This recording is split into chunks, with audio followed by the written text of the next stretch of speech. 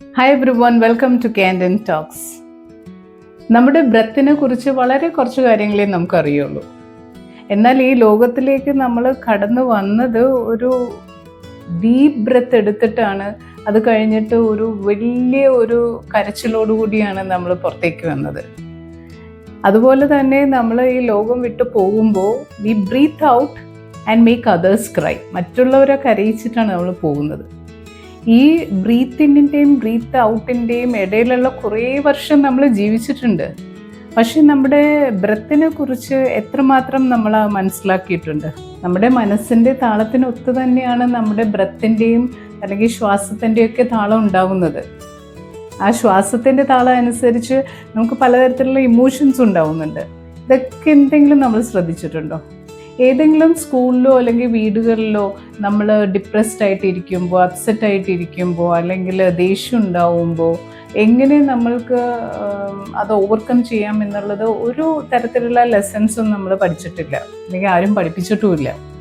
നമ്മൾക്ക് നേരിട്ട് നമ്മുടെ മൈൻഡിനെ കൺട്രോൾ ചെയ്യാൻ പറ്റാത്തപ്പോൾ we will be able to control our mind through our breath.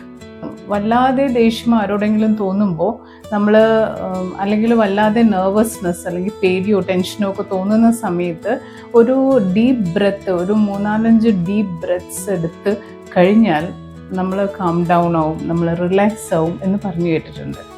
ഇതൊക്കെ നമ്മൾ പ്രാക്ടീസ് ചെയ്ത് നോക്കാറുണ്ടോ? ഈ ജീവിക്കുന്ന കാലഘട്ടത്തിൽ ഒരു വർഷത്തിലെ കുറച്ച് ആഴ്ചകൾ, അറ്റ്ലീസ്റ്റ് 1 വീക്കോ ഒരു 2 വീക്കോ നമുക്ക് വേണ്ടി നമ്മൾ മാറ്റിവെക്കണം. എന്നിട്ട് നമ്മൾ രാവിലെ എണീക്കുക, സൺറൈസിനോടൊപ്പം നമ്മൾ എണീക്കുക, നമ്മൾ യോഗ ചെയ്യുക, എക്സസൈസസ് ചെയ്യുക, നമുക്ക് ഇഷ്ടമുള്ള ഫുഡ് കഴിക്കുക, നമുക്ക് ശരീരത്തിന് ആവശ്യമുള്ള ഗുഡ് ഫുഡ് നമ്മൾ കഴിക്കുക, മ്യൂസിക് കേട്ടിരിക്കുക, പാട്ടോ ഡാൻസോ ഒക്കെ ഇഷ്ടമുണ്ടെങ്കിൽ അത് ആസ്വദിക്കുക, ആ പാഷൻസ് ഒക്കെ ചെയ്യുക. അങ്ങനെ നമ്മൾക്ക് ഇഷ്ടമുള്ള രീതിയിൽ കുറച്ച് ആഴ്ചകൾ നമുക്ക് വേണ്ടി നമ്മൾ ജീവിച്ചിട്ടുണ്ടോ?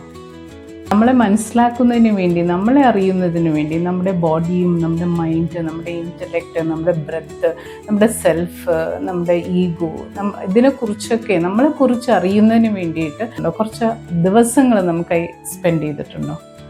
അങ്ങനെ ഇല്ലെങ്കിൽ നമ്മൾ എപ്പോഴെങ്കിലും അങ്ങനെ ചെയ്യണം. ഒരു വെക്കേഷൻ പോണ പോലെ എന്ന് പറഞ്ഞാൽ വേറെ ഏതെങ്കിലും സ്ഥലത്ത് പോകുന്ന പോലെയല്ല, നമ്മുടെ വീട്ടിൽ തന്നെയാണെങ്കിൽ പോലും നമ്മളുടെ കാര്യങ്ങൾ ശ്രദ്ധിച്ചുകൊണ്ട് നമ്മൾ കുറച്ച് ദിവസങ്ങൾ നമുക്കായി സ്പെൻഡ് ചെയ്തിട്ടുണ്ടോ? അങ്ങനെയാണെങ്കിൽ എല്ലാ ദിവസവും നമുക്കൊരു വെക്കേഷനും സെലിബ്രേഷനും ആയിരിക്കും.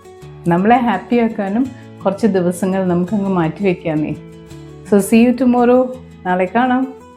Expect nothing and appreciate everything. By.